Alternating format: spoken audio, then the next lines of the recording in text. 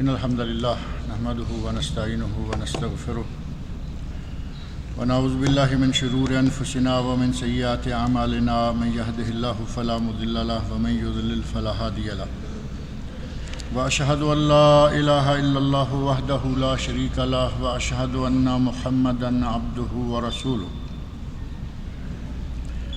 أما بعد فإن خير الحديث كتاب الله وخير الهدي هدي محمد صلى الله عليه وسلم وشر الأمور محدثاتها وكل محدثة بدعة وكل بدعة ضلالة وكل ضلالة في النار رب اشرح لي صدري ويسر لي أمري واحلل عقدة من لساني يفقهوا قولي رب أعوذ بك من همزات الشياطين وأعوذ بك رب أن يحضرون اعوذ باللہ السمیع العلیم من الشیطان الرجیم وَإِذَا حُيِّيتُم بِتَحِيَّةٍ فَحَيُّوا بِأَحْسَنَ مِنْهَا أَوْ رُدُّوهَا إِنَّ اللَّهَ كَانَ عَلَى كُلِّ شَيْءٍ حَسِيبًا۔ اللہ رب العزت نے قرآن کریم میں یہ سورۃ النساء کی آیت 86 ہے 86، اللہ رب العزت نے ارشاد فرمایا ہے وَإِذَا حُيِّيتُم بِتَحِيَّةٍ فَحَيُّوا بِأَحْسَنَ مِنْهَا، جب تمہیں کوئی سلام کرے تو تم اس کے سلام کا اس سے بھی بہتر جواب دو، اور ردوہا، یا کم از کم جتنا اس نے سلام کہا ہے اتنا تو لوٹا دو۔ اللہ رب العزت نے اپنی کتاب مقدس میں اور نبی اکرم صلی اللہ علیہ وسلم نے اپنی احادیث میں، اپنے ارشادات میں ہمارے لیے، مسلمانوں کے لیے بہت سارے ایسے آداب چھوڑے ہیں، ایسے آداب اللہ نے نازل فرمائے اور نبی اکرم صلی اللہ علیہ وسلم نے ارشاد فرمائے کہ اگر ہم ان پر عمل کریں تو یہ معاشرہ بڑا ہی خوبصورت ہو سکتا ہے، اور مسلم معاشرہ یقیناً دوسرے تمام معاشروں سے خوبصورت ہے۔ یقیناً ہندو، سکھ، عیسائی، یہودی، بدھسٹ، بدھ مت، جین مت، کسی کو بھی لے لیں گے، سب سے بہترین، سب سے پاکیزہ، سب سے مقدس معاشرہ مسلمانوں کا معاشرہ ہے، اور یہ برکت ہے اللہ رب العزت کے کلام پاک کی اور نبی اکرم صلی اللہ علیہ وسلم کے ارشادات کی۔ اللہ نے اور اللہ کے رسول صلی اللہ علیہ وسلم نے جو آداب، زندگی گزارنے کا جو طریقہ، جو طرز عمل ہمیں دیا ہے، اس پہ اگر مکمل عمل ہو جائے تو یہ معاشرہ اور خوبصورت ہو سکتا ہے۔ مسلم معاشرہ دوسرے معاشروں کی نسبت پہلے ہی خوبصورت ہے، لیکن اور خوبصورتی بڑھ سکتی ہے، اس کے حسن میں اور اضافہ ہو سکتا ہے، لیکن شرط یہ ہے کہ ہم ان آداب پر عمل کریں۔ اللہ اور اللہ کے رسول نے جو حقوق ایک دوسرے کے مقرر کیے ہیں ان کو ادا کریں۔ اگر ایک دوسرے کے حقوق کو ادا کرتے رہیں تو یقیناً یہ معاشرہ بڑا ہی خوبصورت ہو سکتا ہے، اس میں کہیں آپ کو عیب، کہیں جھول، کہیں کوئی کمی بیشی نظر نہیں آئی۔ اور وہ حقوق جو معاشرے کو سنوارتے ہیں، معاشرے کے حسن میں اضافہ کرتے ہیں، لوگوں کے آپس میں رہن سہن، لوگوں کے تعلقات میں استواری اور مضبوطی پیدا کرتے ہیں، وہ حقوق تو بہت سارے ہیں، لیکن نبی صلی اللہ علیہ وسلم کی ایک ہی حدیث میں ان میں سے 6 کا تذکرہ کیا گیا، اور نبی صلی اللہ علیہ وسلم نے فرمایا للمسلم علی المسلم 6، ایک مسلمان کے دوسرے مسلمان پر 6 حقوق ہیں، اور ان 6 حقوق میں سے سب سے پہلا حق کون سا بتایا؟ یہی اسلام کرنے کا حق جو سورہ نساء آیت 86 میں نے پڑھی ہے۔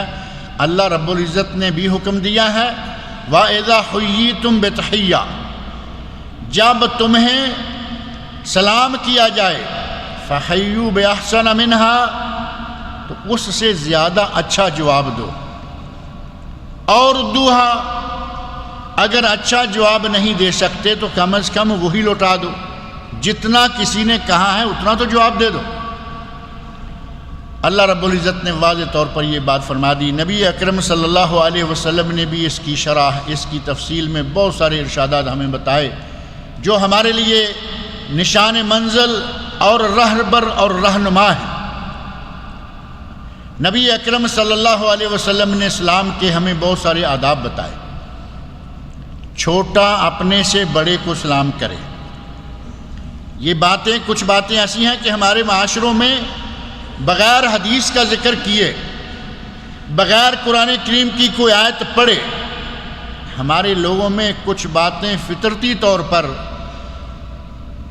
باپ دادے سے، آباء و اجداد سے بنی ہوئی چلی آ رہی ہیں کہ چھوٹے کو چاہیے کہ بڑے کا ادب کرے اور چھوٹا بڑھ کے سلام کرے۔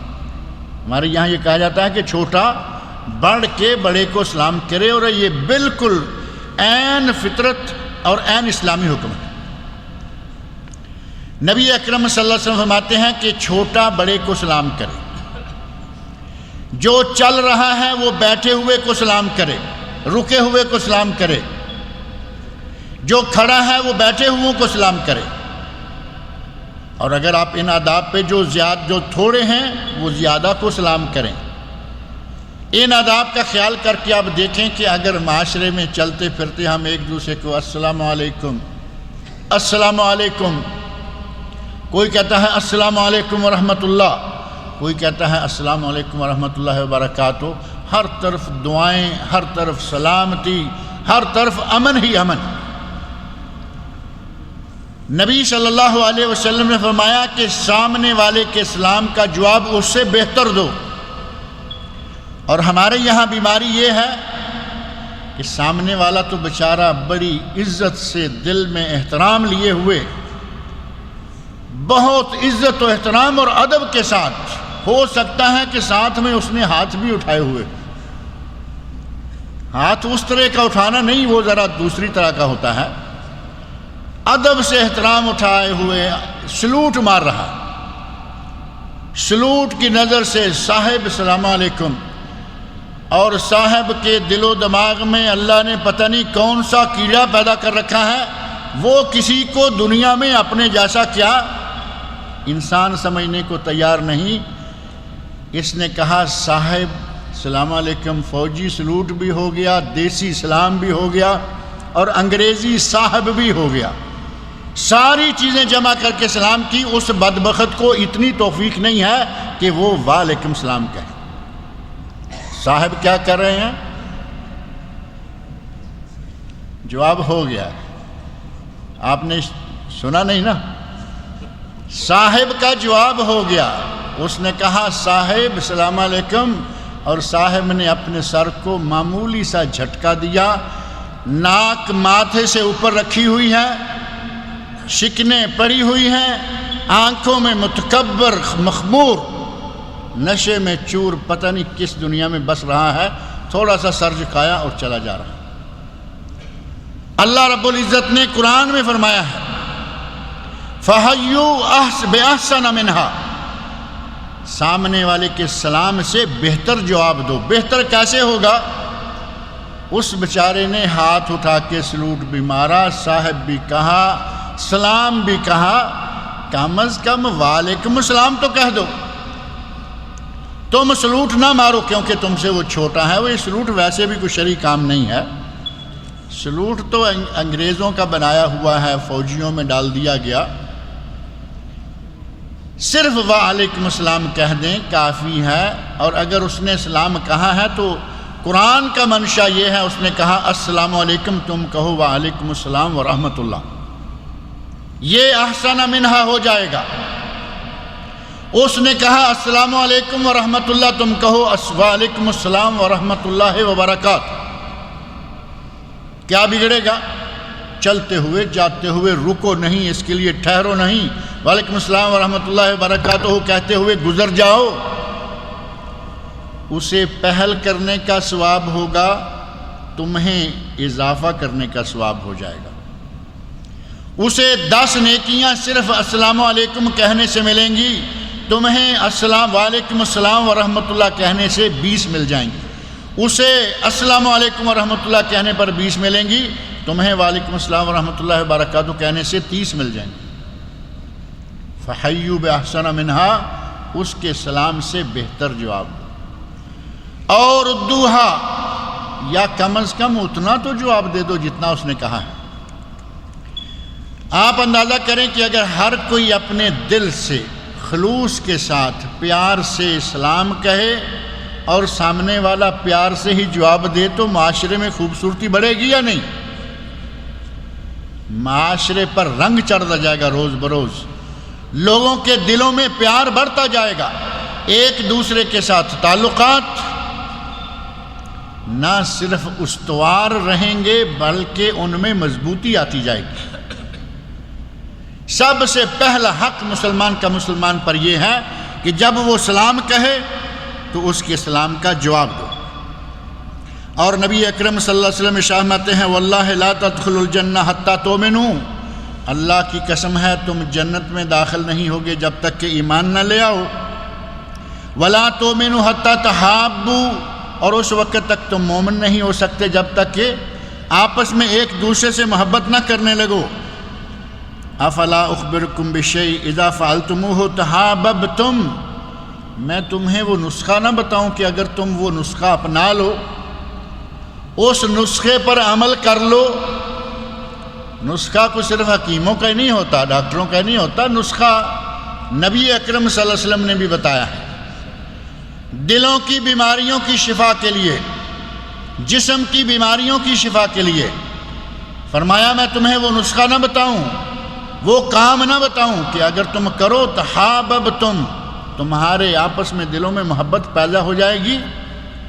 فرمایا افشوا السلام بینکم، آپس میں سلام کو عام کرو۔ سلام عام کیسے ہوگا؟ ایک نے سلام کیا، دوسرے نے سر کو جھٹکا دیا، یہ جا رہا ہے وہ جا رہا ہے، کیا اس طرح سلام عام ہوگا؟ سلام عام تب ہوگا کہ تھوڑی سی تکلیف کریں، زبان کو حرکت دیں اور وعلیکم السلام ورحمۃ اللہ وبرکاتہ کہیں، تب جا کے معاشرے میں خوبصورتی آئے گی۔ صحیح مسلم شریف میں یہ حدیث ہے۔ اور دوسرا حق مسلمان کا مسلمان پر جو ہے وہ ہے کہ جب وہ تمہیں دعوت دے تو اسے قبول کرو۔ اس حق پر عموماً بڑا پابندی سے عمل ہوتا ہے۔ دعوت ذرا صحیح ہونی چاہیے، یا یہ پتہ ہو کہ دعوت جو ہے وہ ٹھیک ہے۔ دعوت میں 5-7 ڈشیں تو ہوں گی ہی سویٹ ڈش سے پہلے تو اس دعوت سے پیچھے کوئی نہیں ہٹتا، جاتے ہیں بھاگتے ہوئے۔ لیکن کہیں کہیں ایسا بھی ہے کہ دعوت تو ٹھیک پیمانے کی ہے، لیکن جس کو دعوت دی جا رہی ہے وہ ذرا اور ہی ٹھیک پیمانے کا ہے۔ وہ سمجھتا ہے کہ میں اپنے ماتحت کام کرنے والوں کی شادی میں کیوں جاؤں گا۔ کچھ لوگ ایسے بھی ہیں انہیں عزت راس نہیں آتی، جو تم سے بڑا ہے وہ تمہاری عزت نہیں کرے گا، وہ تمہاری برابر کی چوٹ ہے، عزت وہ کرے گا جو تم سے چھوٹا ہے، تم سے غریب ہے، تم سے کمزور ہے۔ وہ عزت و احترام کے ساتھ دعوت دے رہا ہے کہ صاحب بیٹی کی شادی ہے، صاحب بیٹے کی شادی ہے، ولیمہ ہے، عقیقہ ہے، تشریف لائیے۔ اور صاحب کہتا ہے لو جی میں جنرل مینیجر اور یہ مجھ سے کتنی لو کلاس میں کام، میں اس کی دعوت میں کیوں جاؤں گا؟ اس آدمی کے اسلام میں عیب ہے، اس کے فعل میں عیب ہے۔ یہ دولت کے نشے میں چور اللہ اور اللہ کے رسول کے احکام کو ٹھکرا رہا۔ نبی اکرم صلی اللہ علیہ وسلم نے فرمایا کہ جب تمہیں دعوت دی جائے تو دعوت کو قبول کرو، یہ حق ہے۔ اذا دعاک فاجبہ، جب تمہیں تمہارا مسلمان بھائی دعوت دے تو اس کا جواب دو، یعنی دعوت کو قبول کرو۔ چھوٹی سی دعوت ہو، بڑی پرانی مثالیں مشہور ہیں۔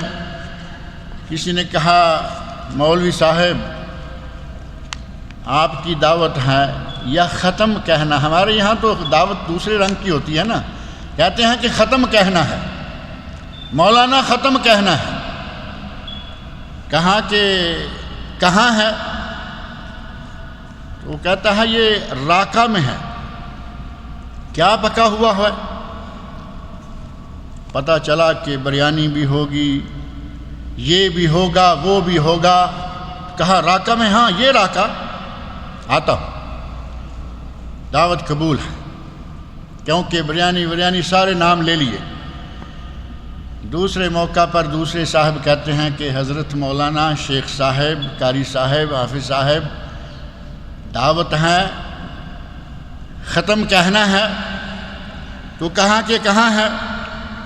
کہاں؟ اکربیہ میں. کیا پکا ہوا ہے؟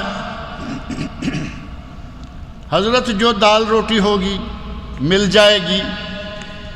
تو حضرت دال روٹی پہ کہاں ختم کہنے کے لیے جاتے ہیں؟ کہتے ہیں وہ اکربیہ اتنی دور نہیں آ سکتے. ہمارے دعوتوں کی قبولیت کے معیار دیکھیں. دعوت دینے والا بڑا ہو یا چھوٹا، یہ تو دونوں جگہ جانے کے لیے تیار ہیں. اسے بدعت سنت کی پرواہ نہیں. یہ نہیں کہ یہ یہاں بدعت تھی وہاں سنت تھی، یہ تو دونوں جگہ بدعت کے لیے جانے کو تیار ہے. لیکن ایک جگہ بدعت ذرا چمکا کے مزیدار کر کے پیش کی جا رہی ہے، دوسری جگہ سادہ ہے. نبی اکرم صلی اللہ علیہ وسلم فرماتے ہیں کہ اگر کوئی تمہیں دعوت دے تو اس کی دعوت کو قبول کرو، اور اس کی روٹی، اس کی دعوت کے اجزاء کیا ہیں، کیا پکائے گا، کیا کھلائے گا، اس کو مت کھولو. جو کسی کے یہاں نبی صلی اللہ علیہ وسلم کی دعوت کی ایک عورت نے، اور دعوت میں کیا پکا ہوا ہے؟ وہ چربی پیش کی گئی جو کہ جس میں کہ باس پیدا ہو چکی ہے، سمیل پیدا ہو چکی ہے، مزیدار بھی نہیں. نبی صلی اللہ علیہ وسلم نے دعوت بھی قبول فرمائی. نبی سے بڑا چودھری کوئی ہے آج دنیا میں؟ نبی سے بڑا کوئی منصب دار ہو، نبی سے بڑا کوئی عہدے والا نہیں ہے. نبی صلی اللہ علیہ وسلم ایک عام عورت کی دعوت پہ قبول کر کے تشریف لے گئے. اور ہمارا صاحب سوچتا رہتا ہے کہ میں اتنا بڑا، اور میں یہ، اور میں وہ، اور میں ان کی دعوت کھانے جاؤں گا. اسلام نے، مسلمانوں نے آپس میں جس چیز کو بہت ہی پیچھے ڈال رکھا ہے، اسلام نے ہمیں اس پر عمل کرنے کا حکم دیا ہے. اور وہ یہ ہے کہ اگر کوئی آپ سے نصیحت طلب کرے تو اسے نصیحت کرو. ہم تو اپنی طرف سے فری مشورہ دینے کے لیے تیار رہتے ہیں، لیکن کہاں دیتے ہیں؟ مانگنے والے کو نہیں دیں گے. اپنے سے بڑا اس کے لیے مشورے نئے سے نئے پیش کرنے کے لیے تیار رہتے ہیں. جبکہ نبی صلی اللہ علیہ وسلم نے فرمایا اگر کوئی آپ سے نصیحت طلب کرے تو اسے نصیحت کرو. پہلے حکام میں، پہلے عمراء میں جو امیر المومنین گزرے ہیں، ان میں ایک بڑی اچھی عادت ہوتی تھی کہ جیسے کسی نیک عالم دین کو دیکھتے اسے کہتے کہ مجھے نصیحت کیجیے. بڑے بڑے روب اور دبدبے والے، روب، دبدبہ، شان و شوکت کوئی شمار نہیں. پتہ چلا کہ فلاں درویش صفت آدمی، فقیر آدمی، لیکن وہ جس کے درسوں میں، وہ جس کے حلقے میں ہزاروں لوگ بیٹھے ہوتے ہیں. ہارون رشید کے زمانے میں کوئی ایک زمانہ نہیں، بڑے بادشاہوں کے بہت سارے زمانوں میں ایسے واقعات آئے کہ بادشاہوں کو رشک ہوا کہ یہ لوگ، اتنی دنیا ان کے چاروں طرف بیٹھی رہتی ہے. تو ان میں سے بعض کی اپنی بیویوں نے کہا امیر المومنین حاکم یہ ہیں، یہ حاکم ہیں جو اپنے عوام کی، اپنے ماننے والوں کی، اپنے سننے والوں کے دلوں پر حکومت کرتے ہیں. حاکم یہ ہیں. تمہاری حکومت ڈنڈے کی حکومت ہوتی ہے. بادشاہ ہو کوئی نہ مانے گا، کیوں نہ مانے گا؟ یہ لوگ ہیں، کوئی بلانے نہیں جاتا اور کوئی روکنے کے لیے نہیں بٹھاتا. جن کو دل و جان سے لوگ چاہتے ہیں، پیار کرتے ہیں، پاس بیٹھتے ہیں۔ اس طرح کے بڑے بڑے رعب و دبدبے والے حاکم بھی کہتے ہیں کہ ہمیں نصیحت کیجئے، اور اللہ والوں کی نصیحتیں، علماء کی نصیحتیں، نیک لوگوں کی نصیحتیں کتب میں ملتی ہیں کہ بڑے دبدبے والے، شان و شوکت والے بادشاہ کو، حکمران کو، امیر المومنین کو نیک آدمی نے بیٹھ کے نصیحت کی، اور نصیحت میں یہ نہیں کیا کہ امیر المومنین ہے اور وہ کانپ رہے ہوں گے، بھئی امیر المومنین میرے پاس ہے۔ ان لوگوں کو یہ معلوم ہے کہ جب امیر المومنین میرے پاس آیا ہوا ہے تو اس کا مطلب ہے کہ امیر المومنین کے دل میں کوئی خیر آئی ہے اور ہمارے اندر اللہ نے کوئی خیر رکھی ہوئی ہے۔ بہت پہلے کی بات نہیں، ابھی بالکل قریب کی بات ہے۔ حسنی مبارک ابھی زندہ ہے، بند ہے، اور آپ کو معلوم ہوگا کہ اس جیل میں بند ہے پورا خاندان، جس جیل میں وہ نیک لوگوں کو بند کر کے سزائیں دلوایا کرتا تھا، آج وہ خود اس میں بند ہے۔ تلک الایام نداولها بین الناس، اللہ نے فرمایا ہے کہ یہ دن ہم پھیرتے رہتے ہیں۔ کبھی تم اس جیل میں لوگوں کو بند کر کے سزائیں دیا کرتے تھے، آج تو پورا خاندان لے کے وہاں بند بیٹھا ہوا ہے۔ حسنی مبارک کے سامنے کھڑے ہو کر شیخ محمد متولی شعراوی، یہ شاید آپ نے کبھی کسی لائبریری سے گزرتے ہوئے دیکھا ہوگا، سر پر ٹوپی، درویش منش آدمی، سفید ٹوپی، اور قرآن کریم کا بہترین مفسر، اور مصر کا وزیر تعلیم، ملا عام نہیں تھا، وزیر تعلیم بھی تھا، عالم فاضل، بہت بہترین انداز، ٹیلی ویژن پہ، ریڈیو پہ بہت سارے پروگرام اس کے چلتے رہے، آج بھی چل رہے ہیں۔ وہ فوت ہو چکے ہیں، اللہ تعالیٰ اس کی محنتوں کو قبول فرمائے، لیکن آج بھی ٹیلی ویژنوں پر، ریڈیو اسٹیشنوں پر، مختلف جگہوں پر اس کے پروگرام چل رہے ہیں۔ حسنی مبارک، یہ میں نے وہ کلپ اپنی آنکھوں سے دیکھا ہے، یہ حسنی مبارک کھڑا ہے، یہ شیخ صاحب کھڑے ہیں ساتھ ساتھ بالکل، اور آخر جب انہیں کہا گیا کہ نصیحت کرو تو حسنی مبارک کے کندھے پر ہاتھ رکھ کے، بادشاہ، ظاہر ہے کہ وہ تو خود بھی چھوٹا آدمی نہیں، وزیر رہا ہے، کیبنٹ کا آدمی تھا، لیکن عالم ہے، مولوی ہے، نصیحت کی اور کہا کہ امیر المومنین، بادشاہ سلامت، حاکم وقت، جیسے یہاں مصر میں تو آپ کو معلوم ہے نا، زبان بھی بڑی میٹھی ہوتی ہے، اور وہ عالم دین ہے، ادب احترام کرنا جانتے ہیں، حاکم کا احترام ہونا چاہیے۔ بڑے احترام سے کہا کہ جو اللہ کے لیے میں نصیحت کرنا چاہتا ہوں وہ یہ کہ آج اللہ نے تمہیں حکومت دی ہے، اقتدار دیا ہے، اپنے عوام کے لیے صحیح انسانی طور پر سلوک کرنا شروع کر دو۔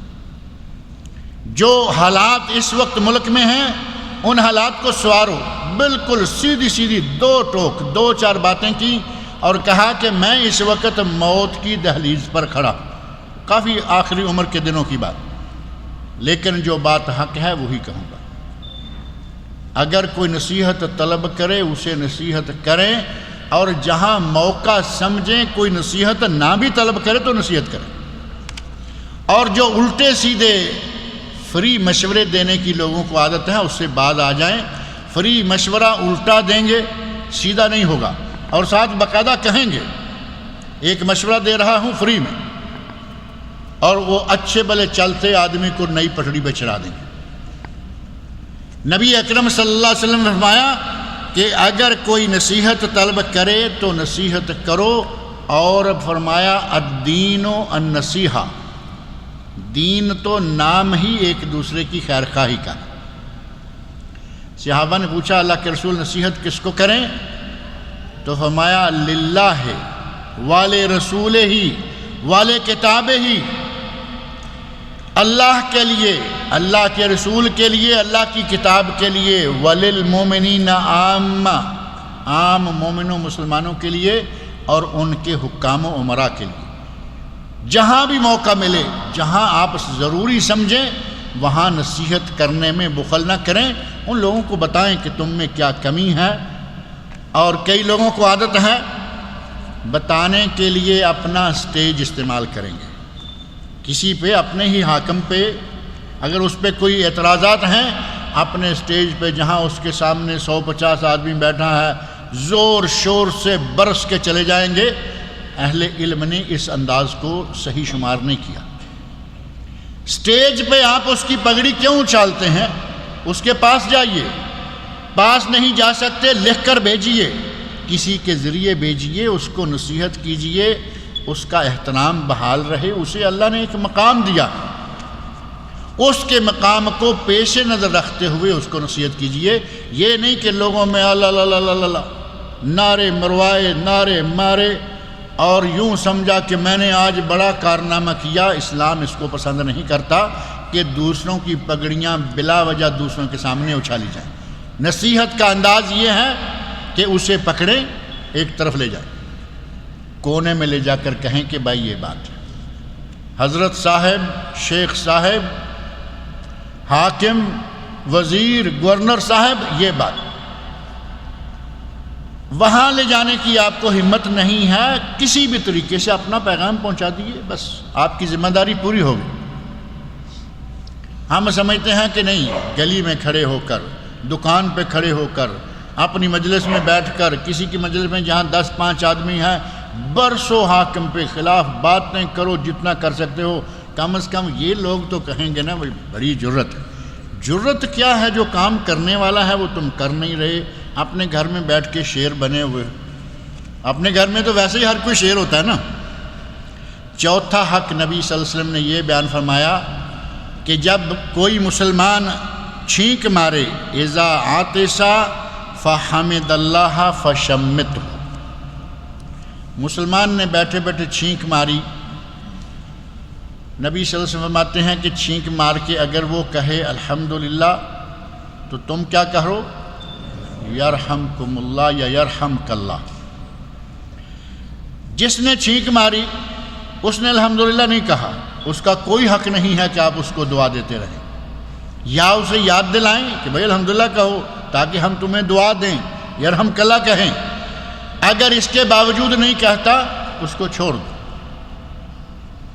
یہ حق صرف اس کو حاصل ہے جو چھینک مار کر اللہ کی تعریف بیان کرے، الحمدللہ کہے۔ چھینک صحت کی نشانی ہے۔ چھینک مارنے سے آپ سمجھتے ہیں پورے جسم کے اعضاء کھل جاتے ہیں ایک وقت، لیکن ایک آدھ چھینک تک۔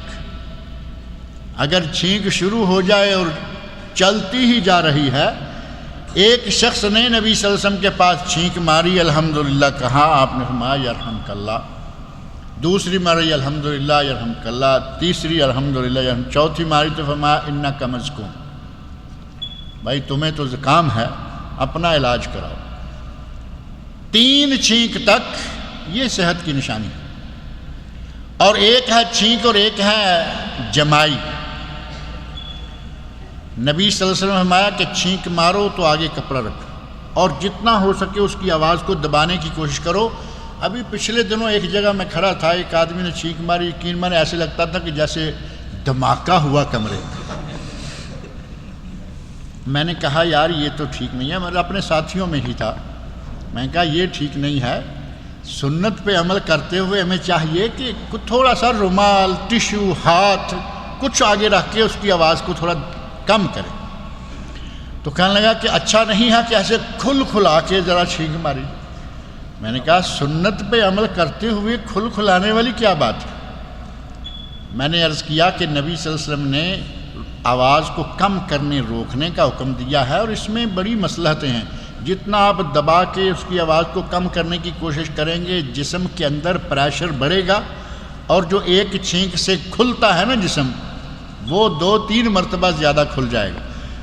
بہرحال جمائی آتی ہے تو اس وقت ایسے منہ کھول کے ہو کر کے جمائی لیں گے۔ نبی سے فرمایا کہ اس کو روکو، بند کرو، یہ شیطان کی طرف سے ہے، یہ صحت کی نشانی نہیں۔ یہ تو نیند چڑھی ہوئی ہے، سستی بڑھی ہوئی ہے، آدمی جمائیاں لے رہا ہے۔ کہیں کوئی ایسے گانے بجانے کی مجلس ہو، فریش تازہ، کوئی ٹیک لگانے کو تیار نہیں کہ کہیں اونگ نہ آ جائے۔ جیسے ہی کوئی ایسی مجلس آ جائے تو وہاں تھوڑی دیر کے بعد مطلب یہ کہ کہیں کوئی ایسا ہو کہ یہ جو بول رہا ہے یہ چھوڑ دے، یہ کہیں ہمیں اجازت دے کے جائیں، یا کوئی ہمیں دیکھے اور سمجھے کہ لوگوں کو نیند آ رہی ہے میں چھوڑ دوں ان کو۔ یہ شیطان کی طرف سے ہوتی ہے۔ نبی صلی اللہ علیہ وسلم نے فرمایا کہ جب تم جمائی لیتے ہو منہ کھول کے ہاں کہتے ہو تو شیطان ہنستا ہے، شیطان خوش ہوتا ہے۔ کیا آپ چاہتے ہیں کہ شیطان کو ہم موقع بموقع خوشی کا موقع دیں؟ نبی صلی اللہ علیہ وسلم نے تو ہمیں قدم قدم پر شیطان کو ذلیل کرنے کے طریقے بتائے۔ اعوذ باللہ جگہ جگہ پڑھو، اور اگر ٹھوکر لگے تو اس وقت آپ لا حول ولا قوت الا باللہ نہیں، کیا کرو؟ بسم اللہ کہو۔ اگر تم کوئی دوسرا لفظ کہو گے تو نبی صلی اللہ علیہ وسلم فرماتے ہیں کہ وہ پھول جاتا ہے، پہاڑ کی طرح ہو جاتا ہے، کہتا ہے کہ اسے میں نے گرایا، کیونکہ جب لا حول کہہ رہا ہے تو اس کا مطلب یہ کہ میں نے گرایا ہے اسے، یہ مجھ سے بچنے کی اب کوشش کر رہا ہے۔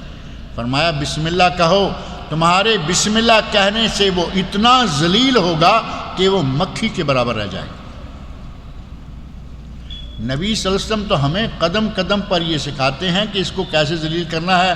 ہم پورا منہ کھول کے ہا کی آواز بھی ساتھ لگاتے ہیں، شیطان ہنستا ہے کہ میں نے اچھا قابو کیا وہ۔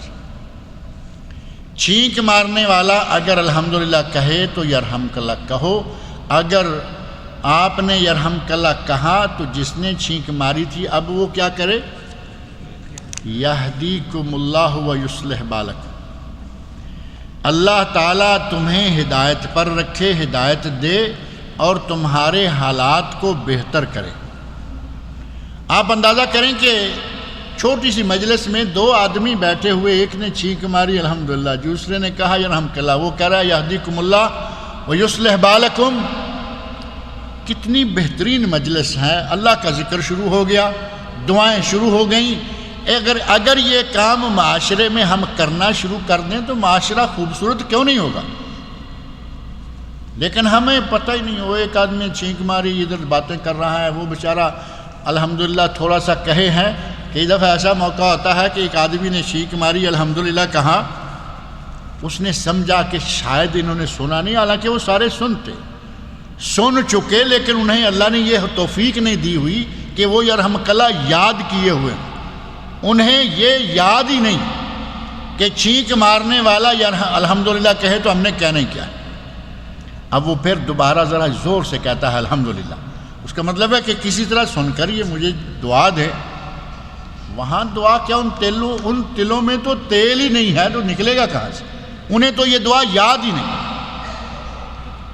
ہمیں چاہیے کہ یہ چھوٹی چھوٹی چیزیں، باتھ روم میں داخل ہونے کی دعا، نکلنے کی دعا، سونے کی دعا، اٹھنے کی دعا، ملنے کے وقت سلام جواب، چھینک پر دعا، یہ دعائیں یاد کریں۔ الحمدللہ یرحمک اللہ یہدیکم اللہ یصلح بالکم، ایک بہترین ماحول پیدا ہو جاتا ہے، ایک دوسرے کے لیے دعائیں نکلنا شروع ہو جاتی ہیں۔ اور پانچواں حق یہ ہے اذا مرض، اگر مسلمان بیمار ہو جائے تو اس کی عیادت کی جائے۔ نبی اکرم صلی اللہ علیہ وسلم کی عادت مبارکہ یہ تھی کہ مسجد میں سلام پھیر کر مقتدیوں کی طرف منہ کرتے۔ ہمارے پاک و ہند میں مقتدیوں کی طرف منہ نہیں کرتے، سلام پھیر کے اس طرف منہ کرتے ہیں۔ وہاں سے پتہ نہیں اس طرف کیا بنتا ہے، پاکستان میں اس طرف بغداد شریف بنتا ہے۔ پاکستان میں، انڈیا میں بائیں طرف منہ کریں تو سامنے بغداد شریف آتا ہے۔ تو چونکہ وہاں 11ویں والی سرکار ہے، سلام پھیرا اور 11ویں والی سرکار کی طرف منہ کر لیا۔ نبی صلی اللہ علیہ وسلم کی سنت مبارکہ یہ ہے کہ سلام پھیر کر پورے گھوم کر مقتدیوں کی طرف منہ کہاں ہونا چاہیے؟ مقتدیوں کی طرف۔ اب مقتدیوں کے پیچھے بغداد آئے یا کچھ بھی آتا رہے، منہ مقتدیوں کی طرف ہونا چاہیے۔ سلام پھیر کر آپ دیکھتے کہ مسجد میں اس وقت کون نہیں، ایک مرتبہ نہیں، کوئی بات نہیں، 2 مرتبہ نہیں، دیکھا کہ 2 1 3 مرتبہ کوئی آدمی نہیں ہے تو آپ پوچھتے کہ فلاں کہاں ہے۔ اب دیکھیں ہمارے آئمہ میں بھی کتنی وہ باتیں آ چکی ہیں مولویوں میں وہ، مقتدیوں میں وہ، سارے لوگ ہی جو ہیں ہم ان تعلیمات کو چھوڑتے جا رہے ہیں۔ مولوی اسلام پھرتا ہے، اس کی بلا سے کوئی آئے یا نہ آئے، تنخواہ مل رہی ہے الحمدللہ، جبکہ نبی صلی اللہ علیہ وسلم باقاعدہ باز پرس کیا کرتے تھے، بھائی آج فلاں نہیں ہے، کئی دنوں سے دیکھا نہیں، کیا ہوا؟ لوگ کہتے کہ یا رسول اللہ بیمار ہے۔ آپ یہ نہ کرتے کہ میں تو اتنی بڑی شخصیت ہوں، میں تو یہ، میں تو وہ، میں اب اس کے گھر میں جاؤں گا۔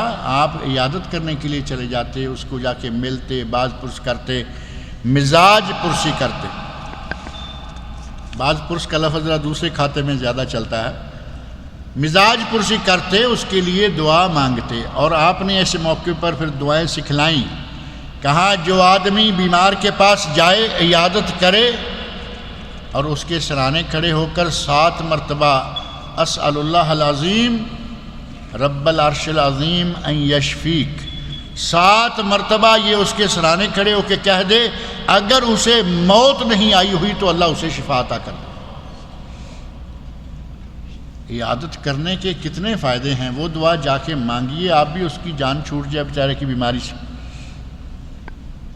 ہم عیادت کے لیے جاتے ہیں جب پتہ ہونا کہ جنرل مینیجر بیمار ہیں، وہاں ڈرتے ہوئے جاتے ہیں، بیل دیتے ہوئے ڈرتے ہیں، لیکن جاتے ضرور ہیں۔ پڑوس میں بیمار بیچارہ کب سے پڑا ہوا ہے، وہ چونکہ غریب آدمی ہے ادھر جانے کو تیار نہیں۔ ہر آدمی جس کا پتہ چلے بیمار ہے، جتنا ہو سکے کوشش کریں کہ جا کے مزاج پرسی کریں۔ کوئی ہاسپٹل میں جا سکتا ہے وہاں جائے، گھر میں جا سکتا ہے وہاں جائے، نہیں تو کم از کم ٹیلی فون، آج کل بہت ساری سہولتیں ہیں۔ اور بیمار کے پاس جا کر اب مزاج پرسی کرنے کے لیے کچھ اچھا رنگ اختیار کریں، اسے توبہ تائب کی بھی تلقین کریں اچھے طریقے سے، اسے یہ بھی بتائیں کہ بیماری جو ہے یہ برائیوں اور گناہوں کو پاک کر دیتی ہے۔ بیماری عربوں میں بڑا مشہور ہے، ذرا کسی کا پتہ چلے نا بیمار ہے تو کہیں یہ اجر والعافیہ، الاجر والعافیہ، یعنی بیماری پر اللہ تعالیٰ ثواب بھی عطا کرے گا اور اللہ تمہیں شفا بھی عطا کرے گا، الاجر والعافیہ۔ اور جا کے وہاں بیٹھ کر کچھ ایسی باتیں کریں کہ اس کی حوصلہ افزائی ہو، توبہ کی طرف توجہ ہو، گناہوں کو چھوڑنے کی۔ یہ بات نہ کریں کہ تمہیں وہ بیماری ہے، وہ ہمارے ایک آدمی کو لگی تھی وہ مر گیا تھا، اب یہ بیمار کی مزاج پرسی کے لیے گیا، یہ صحیح معنوں میں باز پرسی کے لیے گیا ہے۔ بھائی اس کو آپ نے دلیری دینا ہے، آپ تو اس کو مارنے کے قبر کے دہانے کھڑا کرنے جا رہے ہیں۔ ہمارے ایک آدمی کو یہی بیماری وہ مر گیا، اسے بیماری سے شفا ملنے کی امید دلائیں، اس کے لیے دعا مانگیں، اس کی حوصلہ افزائی کریں، تقوی کی تلقین کریں، توبہ کی تلقین کریں، لیکن بیماری سے اسے ڈرائیں نہیں کہ فلاں کو لگی تھی تو وہ مر گیا۔ یہ تو وہی بات ہوئی نا، کسی نے پہلے نسخہ خود بتا لیا، کسی کی بھینس بیمار سی تو کہا کہ کیا دیں حکیم صاحب، تو انہوں نے کہا کہ اس کو فلاں فلاں چیز ملا کے اس کو گرم کر کے ابال کے، جس کو کاڑھا کہتے ہیں، یہ کاڑھا دے دو۔ اس نے وہ ساری چیزیں ڈالی، کاڑھا دے دیا بھینس کو۔ اگلے دن گیا جا کے پوچھا کہ کیا ہوا، دیا تھا کاڑھا؟ ہاں دیا تھا، کیا ہوا؟ تو کہنے لگا کہ بھینس مر گئی ہے۔ کہتا ہے کہ میری بھی اسی سے مری تھی۔ اب مزاج پرسی کرنے والا اس طرح کا ہوگا تو کیا خیر ہوگی وہاں۔ مزاج پرسی کے لیے جائیں تو اچھے الفاظ کا انتخاب کریں، اس کی حوصلہ افزائی، ہمت افزائی کریں، اسے مارنے کے لیے نہ جائیں یا اس کی بھینس مارنے کے لیے نہ جائیں، اس کی ہمت بندھائیں۔ یہ ہے مزاج پرسی۔ اور اگر مزاج پرسی صحیح انداز سے کی جائے، مریض کے حسب حال کی جائے اور اس میں کسی قسم کی بدعات کو شامل نہ کیا جائے۔ ہمارے یہاں ہاسپٹل میں جا رہے ہیں، اللہ تعالیٰ ہمیں معاف کرے، کئی چیزیں انگریزوں سے اتنی غرق کر گئی ہمارے اندر، آئیں ان سے بڑھ گئی ہم سے بھی۔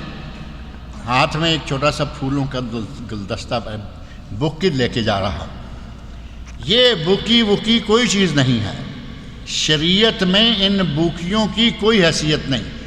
اول تو جانے کو تیار نہیں ہو، اور اگر جاتے ہو تو بوکی لے کے جاتے ہو تاکہ کچھ ثواب اور کچھ گناہ مکس ہو جائے۔ بدعت کا گناہ ہوگا، عیادت کا ثواب ہوگا، کیوں اپنے ثواب کو کم کرنے کے چکر میں رہتے ہیں؟ یہ عیادت کے آداب میں سے یہ پھولوں کا گلدستہ لے جانا یہ شامل نہیں ہے۔ اور بیمار مر گیا، ضروری نہیں کہ وہی بیمار جس کی آپ عیادت کر کے آئے ہیں وہ مر گیا، کوئی بیمار مر گیا، مسلمان پر مسلمان کا چھٹا حق یہ ہے کہ جب وہ مر جائے تو اس کی نماز جنازہ میں شرکت کرے، جنازہ پڑھے، اور جنازہ پڑھنے کے بعد اس کے جنازے کو کندھا دے اگر ممکن ہے، اور اگر ممکن ہے قبرستان تک جانا تو قبرستان تک جائے اور اس کو دفن کر کے آئے۔ نبی اکرم صلی اللہ علیہ وسلم ارشاد فرماتے ہیں کہ اگر کسی نے کسی فوت ہو جانے والے کی نماز جنازہ پڑھی، اللہ تعالیٰ اسے 1 قرات کے برابر ثواب دے گا، اور اگر وہ قبرستان تک ساتھ چلا گیا اور اسے دفن کرنے تک وہاں رہا، یعنی قبر میں دفن کر کے آیا، تو فرمایا کہ اسے 2 قرات کے برابر ثواب ملے گا۔ صحابہ کرام کہتے ہیں کہ یا رسول اللہ وہ قرات کیا ہوتا ہے؟ نبی اکرم صلی اللہ علیہ وسلم نے ارشاد فرمایا کہ احد پہاڑ کے برابر 1 قرات ہے۔ اب اندازہ کریں کہ 2 قرات کتنے ہو گئے؟ 2 احد پہاڑ۔ ہم 2 احد لینا تو دور کی بات ہے، 1 احد لینے کو تیار نہیں ہوتے۔ اس مسجد میں جنازہ ہے، ہماری نماز ہوتی ہے دوسری مسجد میں، ہم یہاں آنے کو تیار نہیں، گھر سے نکلے اپنی مسجد میں نماز پڑھی گھر چلے گئے، اور خاص طور پر وجہ یہ ہے کہ وہ کوئی عام سا آدمی ہے، کوئی مزدور تھا، یہ تھا وہ تھا، لیکن یہاں پھر وہی معیار اگر پتہ ہو کہ وہ فلاں فلاں تھا، ذرا فلاں فلاں کی بات آتی ہے بھاگے چلے جاتے ہیں، چاہے ہمیں تقبہ والی کسی مسجد میں، دمام کی کسی مسجد میں جنازے میں شرکت کرنا پڑے جاتے ہیں، جیسے پتہ چلا کوئی عام سا آدمی ہے وہاں سے رک جاتے ہیں۔ حالانکہ ایسا نہیں، بلکہ اگر کوئی فوت ہو جائے تو اس کے جنازے میں شرکت کریں، اسے دفن کرنے تک اس کے ساتھ رہیں۔ اور 7واں حق مسلمان کا مسلمان پر یہ ہے کہ اسے اپنی اذیتوں سے بچا کے رکھے۔ پڑوسی ہے، اپنے گھر میں ٹیلی ویژن کھولا، تمہیں اگر گانا سننا ہی ہے ضرور تو کم از کم خود سنو، اب ساری دنیا کو سنانا کوئی ضروری تو نہیں ہے نا۔ یہ ہم جس علاقے میں بیٹھے ہیں پاکستانی اسکول کا ایریا معروف ہے، نوجوان لڑکے گاڑی کے چاروں شیشے نیچے کیے ہوئے ہیں، حالانکہ ضرورت تھی کہ شیشے بند رکھیں، لیکن وہ نیچے کیے ہوئے ہیں، اور اس لیے خاص طور پر کہ شیشے بند رہے۔ تو میں جو ابھی میوزک لگانے جا رہا ہوں، لوگوں نے نہ سنا تو فائدہ کیا ہو؟ چاروں شیشے کھول کے فل کوئی زبردست قسم کا میوزک لگا کے زوردار بجتا ہوا سڑکوں پہ آ رہے ہیں، کہیں سعودی جا رہا ہے، کہیں پاکستانی، کوئی کم کرنے کے لیے تیار نہیں۔ آپ نے جو کرنا ہے، جو کر رہے ہیں، اگر آپ اس کو جائز سمجھتے ہی ہیں تو ساری دنیا اس کو ناجائز سمجھتی ہے، کم از کم ان کو تو معاف کرو۔ آپ نے اپنے گھر میں جو بھی کرنا ہے کرو، لیکن اس کا اثر پڑوسی تک نہیں جانا چاہیے۔ پڑوسیوں کو اپنی اذیت سے محفوظ رکھیں، اپنے دوست احباب کو اپنی اذیتوں سے محفوظ رکھیں۔ یہ سگریٹ پینے والوں کی عادت ہے، کہیں بھی کھڑے ہو کے سگریٹ لگا لیتے ہیں۔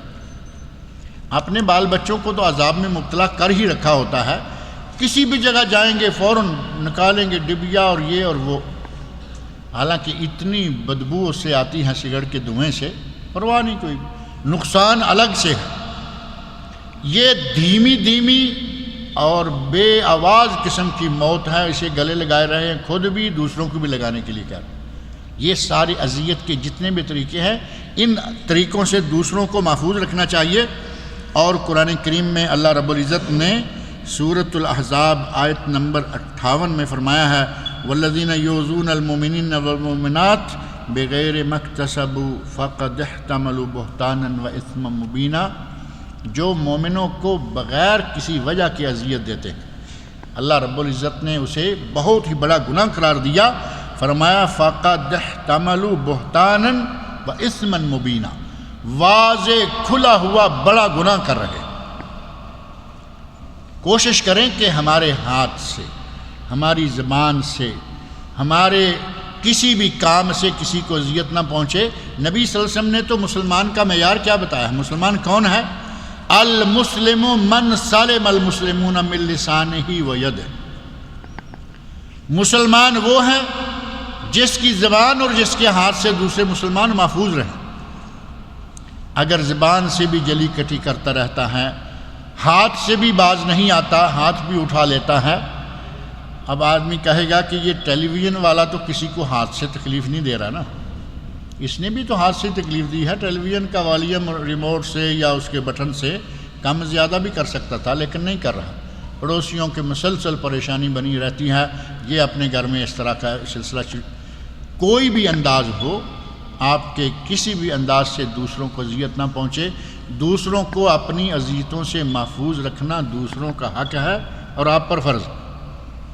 آپ اندازہ کریں کہ یہ 7 باتیں جن کا مختصر سا تذکرہ آپ کے سامنے کیا گیا ہے، قرآن کریم کے حوالے سے، نبی صلی اللہ علیہ وسلم کی احادیث کے حوالے سے، اگر ان صرف 7 چیزوں پہ ہم عمل کریں تو ہمارے معاشرے میں کتنا خوشگوار قسم کا ماحول پیدا ہو جائے۔ لیکن ہم جب کریں گے نہیں تو ماحول بھی اسی طرح کی خوشگواری حاصل کریں۔ اللہ رب العزت سے دعا ہے کہ وہ مجھے اور آپ سب لوگوں کو ان حقوق کو ادا کرنے کی توفیق عطا فرمائے۔ غیر مسلمانوں کے حقوق بہت سارے ہیں، جانوروں کے حقوق ہیں اور رشتہ داروں کے حقوق ہیں، جس کا سلسلہ ایک کچھ عرصہ پہلے یہاں آپ کو یاد ہوگا کہ مسلسل خطب کے سلسلہ میں یہ شروع کیا گیا تھا، والدین کے حقوق، زوجین کے حقوق، اولاد کے حقوق۔ انشاءاللہ اللہ رب العزت نے توفیق دی تو شاید یہ سلسلہ پھر کبھی شروع ہو۔ اللہ تعالیٰ مجھے اور آپ سب لوگوں کو نیک عمل کی توفیق عطا فرمائے۔ پچھلے جمعہ کسی نے ایک پرچی دی تھی، سوالات بھی تھے اور ایک اس میں کوئی دعا تھی، کسی فوت شدہ کے لیے مغفرت کی دعا، کہا تھا کہ اس کا ایکسیڈنٹ ہوا اور ہاسپٹل میں رہا اور فوت ہو گیا اس کے لیے۔ اور ایک آدمی کل سنا ہے کہ دیندار تھا دمام میں، وہ بھی اسی طرح ایکسیڈنٹ سے فوت ہو گئے۔ یا جو بھی لوگ ہمارے دوست و احباب کے عزیز و اقارب فوت ہوئے ہیں، دعا کریں کہ اللہ رب العزت ان فوت شدگان کی مغفرت فرمائے، اللہ تعالیٰ ان کی بشری کوتاہیوں کو معاف کرے، اللہ تعالیٰ ان کو جنت الفردوس میں اعلیٰ مقام عطا فرمائے۔ جو بیمار ہیں اللہ تعالیٰ تمام بیماروں کو شفاء کاملہ و عاجلہ عطا فرمائے۔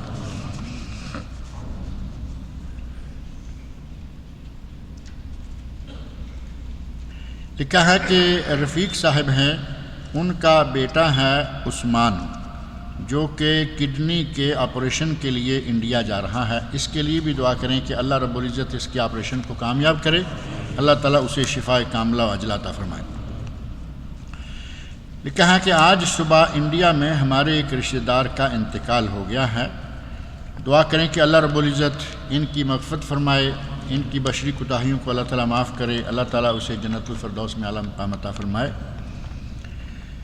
سوال یہ ہے کہ ہندوؤں کی ایک کتاب میں نبی صلی اللہ علیہ وسلم کی آمد، ان کا نام، ان کے والد اور والدہ کا نام موجود ہے۔ کچھ لوگ کہتے ہیں کہ یہ آسمانی کتاب ہے، کیا یہ عقیدہ صحیح ہے؟ اس کے بارے میں قرآن اور حدیث سے کوئی دلیل نہیں ملتی۔ اس طرح تو یہ بھی اہل کتاب ہوئے۔ ہندوؤں کی کوئی کتاب آسمانی کتاب نہیں ہے، سکھوں کی کتاب آسمانی کتاب نہیں ہے۔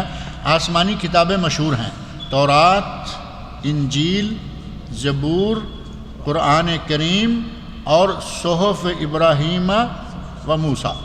یہ 30ویں سپارے میں سورۃ الاعلیٰ کی آخری آیت، صحف ابراہیم و موسیٰ، حضرت ابراہیم، حضرت موسیٰ علیہ السلام کے صحف اور دیگر انبیاء کے صحف جن کی نسبت کسی نبی کی طرف ہے۔ اب رام چندر جی کوئی نبی گزرے ہیں یا کوئی اس طرح کا یہاں ہمارے ہندوستان میں کون سا نبی آیا ہے؟